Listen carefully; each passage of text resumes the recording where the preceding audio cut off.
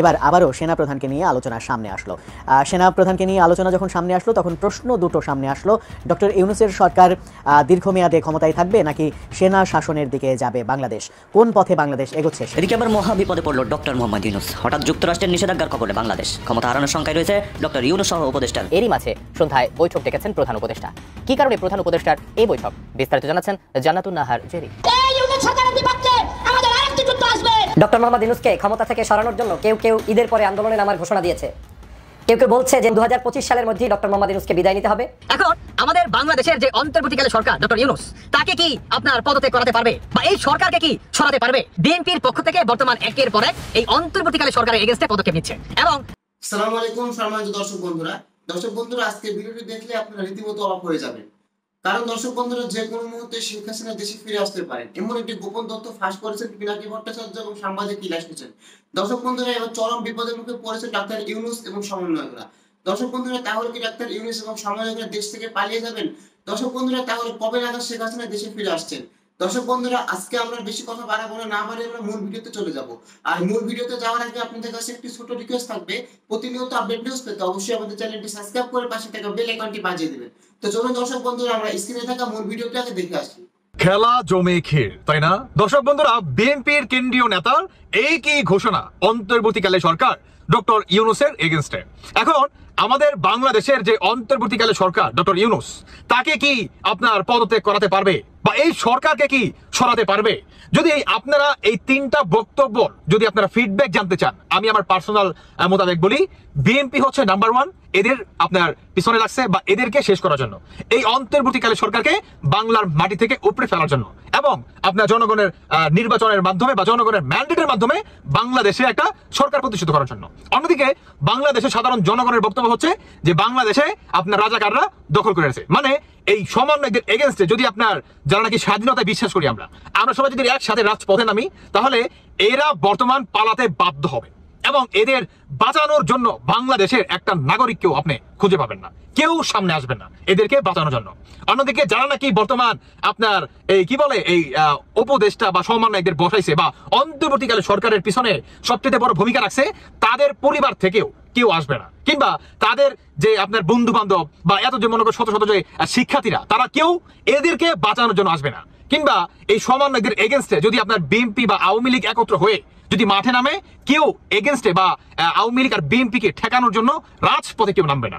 দেখতে পারবেন যদি কেউ নামবে কারা? যারা নাকি বর্তমান এটার মনে করেন ফয়দা লুটতেছে, যারা নাকি বর্তমান লক্ষ লক্ষ টাকা হাতিয়ে নিচ্ছে, যারা নাকি মনে করেন চাঁদাবাজি করতেছে, একমাত্র সেই সমস্ত ছাত্ররাই মনে করেন নামবে। এছাড়া আর কাউকে আপনি দেখতে পারবেন না। এটা 100% আমি নিশ্চয়তা দিয়ে মনে করেন আপনাদেরকে আমি বলতে পারি। তবে এটা বাস্তব দর্শক বন্ধুরা যে বিএনপির পক্ষ থেকে বর্তমান একের পর এক এই অন্তর্বর্তীকালে সরকারের এগেইনস্টে পদক্ষেপ নিচ্ছে এবং আমরা এটা দেখতে চাই যে এই সরকারকে সরিয়ে বাংলাদেশের ম্যান্ডেটের মাধ্যমে একটা নির্বাচিত সরকার প্রতিষ্ঠিত করা। এখন দেখা যাক যে বিএনপি আসলে এটাতে কতটুকু সাকসেস হতে পারে। তবে আমরা বলতে চাই যে বিএনপির সাথে আমরা আছি, বিএনপির সাথে আছে যারা নাকি 71কে বিশ্বাস করে, যারা নাকি 72-এর সংবিধান তাদের বুকের ভিতরে লালন পালন করে, তারা প্রত্যেককেই বিএনপির সাথে আছে। দর্শক বন্ধুরা, বাকিটা আপনাদের ব্যক্তিগত মতামত অবশ্যই জানিয়ে যাবেন। এবার আবারও সেনাপ্রধানকে নিয়ে আলোচনা সামনে আসলো।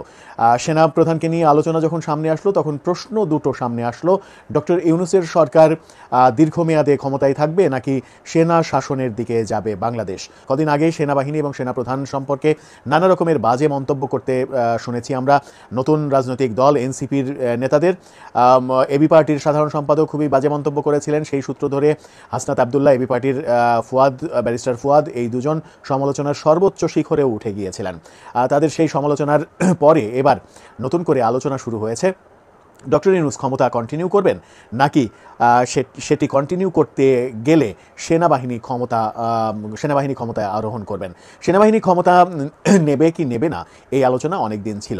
বাংলাদেশের বাস্তবতায় সেনাবাহিনীর ক্ষমতা নেয়ার বর্তমান প্রেক্ষাপটে সম্ভাবনা আছে কিনা সেই আলোচনাও অনেকে করে থাকেন। সেই আলোচনায় যদি যাই তাহলে বাস্তবতা বলে যে সেনাবাহিনীর ক্ষমতা নেওয়াটা খুবই কঠিন এই কারণেই যে আন্তর্জাতিক মহলের সাপোর্ট যদি না পাওয়া যায়, বিশেষ করে জাতিসংঘের শান্তি মিশনে বাংলাদেশের সেনাবাহিনী অনেক বড় ভূমিকা পালন করে থাকেন।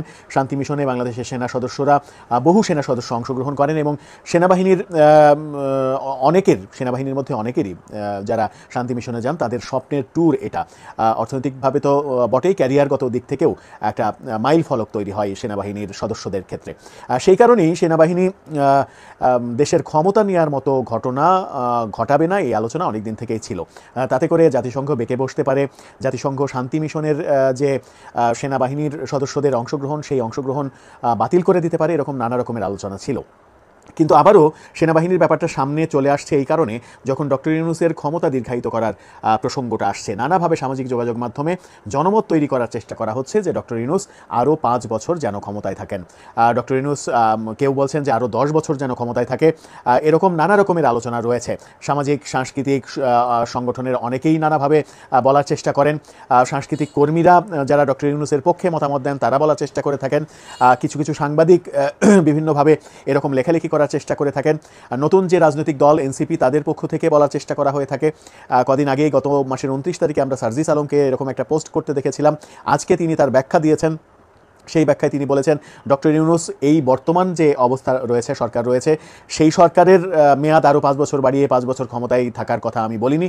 আমি বলেছি যে পরবর্তী নির্বাচনের পর, নির্বাচন পরবর্তী সময় নির্বাচিত প্রধানমন্ত্রী হিসেবে ডক্টর ইউনূস যেন 5 বছর অন্তত ক্ষমতা গ্রহণ করেন, সেই স্বপ্ন আমার আজীবন লালিত একটা স্বপ্ন। অর্থাৎ পরবর্তী নির্বাচনে যারা বিজয়ী হবে, বিজয়ী হয়ে ডক্টর ইউনূসকে প্রধানমন্ত্রী করবেন, এরকম আশাবাদ ব্যক্ত এনসিপির পক্ষ থেকে করা হয়েছে। আবার অন্যদিকে আলোচনা চলছে ডক্টর ইউনূস যদি ক্ষমতা দীর্ঘায়িত করতে চান, বর্তমান মেয়াদকে যদি বাড়াতে চান, 2029 সাল পর্যন্ত ক্ষমতায় বসে থাকতে চান এবং যে নির্বাচনের কথা আলোচনা হচ্ছে সেই নির্বাচন যদি বিলম্বিত করতে চান তাহলে সেনাবাহিনী টেক ওভার করতে পারে। আদৌ সেনাবাহিনী টেক ওভার করার মতো সিচুয়েশন আছে কিনা, সেনাপ্রধান সেই কাজটি করবেন কিনা, সেই ব্যাপারে যথেষ্ট দ্বিমত যেমন রয়েছে, যথেষ্ট সন্দেহ রয়েছে। কারণ সেনাবাহিনী আমার মনে হয় না যে এই মুহূর্তে বাংলাদেশের শাসনভার টেক ওভার করবে। নানা কারণেই সেনাবাহিনীর সেরকম সম্ভাবনা বেশ কয়েকবার উদিত হলেও সেনাবাহিনী সেই পথে যায়নি। সাম্প্রতিক সময়ে যে জরুরি অবস্থা জারির প্রসঙ্গ এসেছিল, বিশেষ করে সেনাবাহিনীর বিরুদ্ধে নানা রকমের উস্কানিমূলক কর্মকাণ্ডের পরে সেই ব্যাপারটা সামনে এসেছিল বেশি করে, তখনও কিন্তু সেনাবাহিনী এবং সেনাপ্রধান জরুরি অবস্থার দিকে যাওয়ার জন্য রাষ্ট্রপতির শরণাপন্ন হননি। সেই কারণেই একটা কথা বলা যেতেই পারে যে সেনাবাহিনী হয়তো ক্ষমতা নেবে না। সেনাবাহিনী যদি ক্ষমতা না নেয় তাহলে কি ডক্টর ইউনূস নির্বিঘ্নে আগামী 5 বছরের জন্য ক্ষমতায় থাকতে পারবেন? যে জনমত তৈরি করার চেষ্টাটা করা হচ্ছে সামাজিক যোগাযোগ মাধ্যমে, লেখালেখির মাধ্যমে, সামাজিক যোগাযোগ মাধ্যমে যে লেখালেখি হচ্ছে, কেউ বলছেন 5 বছর, কেউ বলছেন আরও 10 বছর। যদিও ডক্টর ইউনূসের বয়স এই মুহূর্তে 85 বছর, এই বয়সে তিনি আরও 5-10 বছর ক্ষমতায় কিভাবে থেকে দেশ চালনা করবেন সেই প্রশ্ন তো রয়েছেই। এটা একেবারেই বিধাতা কর্তৃক। আপনাদের অনেক আগেই বিএনপি সংস্কারের দাবি করেছে বলে মন্তব্য করেছেন বিএনপি এক নেতা হলো নজরুল ইসলাম খান।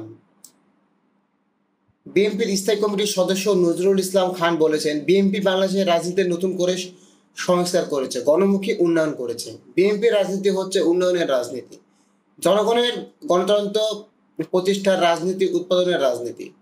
সেই বিএনপিকে সরকার বিরোধী বলা হচ্ছে। যারা বলেন আমি তাদের এই মাঠে দাঁড় করে চ্যালেঞ্জ করেছি। বিএনপি যখন সব সরকারের দাবি করেছিল তখন আপনারা তো উদ্দেশ্য উচ্চারণ করেননি। আপনারা অনেক আগেই বিএনপি সংস্কারের দাবি বিএনপি সংস্কারের দাবি করেছেন বলে তারা জানিয়েছেন। মানে গত রোববার বিকালে টাঙ্গাইলের গোলাপপুর উপজেলার বিএনপির উদ্যোগে সদ্য কারামুক্ত বিএনপির ভাইস চেয়ারম্যান সাবেক উপমন্ত্রী আব্দুল সামাদ পিন্টুর গণসংবর্ধনা অনুষ্ঠানে প্রধান অতিথির বক্তব্যে নজরুল খান এ কথাগুলো বলেছেন। উপজেলা সরকারি city BM pilot model high school মাঠে এই সংবর্ধনা আয়োজন করা হয়েছিল। নজরুল ইসলাম খান বলেন, দেশনেত্রী বেগম খালেদা জিয়া 2015 সাল ভিশন, 2030 সাল বিএনপি, 2022 সালে 27 দফা এবং 2023 সালে অন্যান্য রাজনৈতিক দলের পরামর্শ ক্রমে 31 দফা কর্মসূচি দিয়েছেন। কারণ আজকে এই সরকার যতগুলো সংস্কারের জন্য কমিটি করেছে, ততগুলো প্রস্তাব করেছে, একটা বের করেন, যেটা আগে বিএনপির পক্ষ থেকে করা হয়নি। আমরা প্রথমেই সংস্কারের কথা বলেছি, আমরা প্রথম ক্ষমতায় ভারসাম্যের কথা বলেছি। শহীদ নজরুল খান বলেন, দীর্ঘ 16 বছর লড়াই সংগ্রাম এবং জুলাই এবং আগস্টের সংগ্রামে সব শহীদের রক্ত বৃথা হয়ে যাবে। যদি পতিত স্বৈরাচারকে বাংলাদেশের রাজনীতিতে অঙ্গন থেকে চিরস্থায়ী উৎখাত করতে না পারি, সেই তাদেরকে কিছু টাকার লোভে নিজের দলে দাবি করার লোভ যদি আশ্রয় দেন, মনে রাখবেন তারাই শহীদের রক্তের সঙ্গে বেইমানি করেছেন, কেউ আপনাদের ক্ষমা করবে না। সংবর্ধনা অনুষ্ঠানে আব্দুল সামাদ বলেন, দেশ নিয়ে আজ আন্তর্জাতিক ষড়যন্ত্র হচ্ছে, দেশকে অস্থিতিশীল করার চেষ্টা করা হচ্ছে, আর পেছনে আছে পতিত স্বৈরাচার শেখ হাসিনা এবং তার দল। এসব ষড়যন্ত্র রুখতে হলে জাতীয়তাবাদী শক্তিকে ঐক্যবদ্ধ করতে হবে।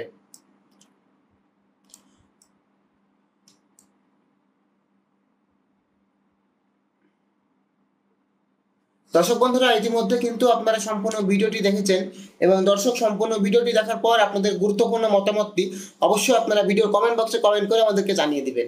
আর দর্শক বন্ধুরা, ভিডিওটি শেষ করার আগে আপনাদের কাছে একটি ছোট রিকোয়েস্ট থাকবে, প্রতিনিয়ত আপডেট নিউজ পেতে অবশ্যই আমাদের চ্যানেলটি সাবস্ক্রাইব করে পাশে থাকা বেল আইকনটি বাজিয়ে দিবেন। ধন্যবাদ।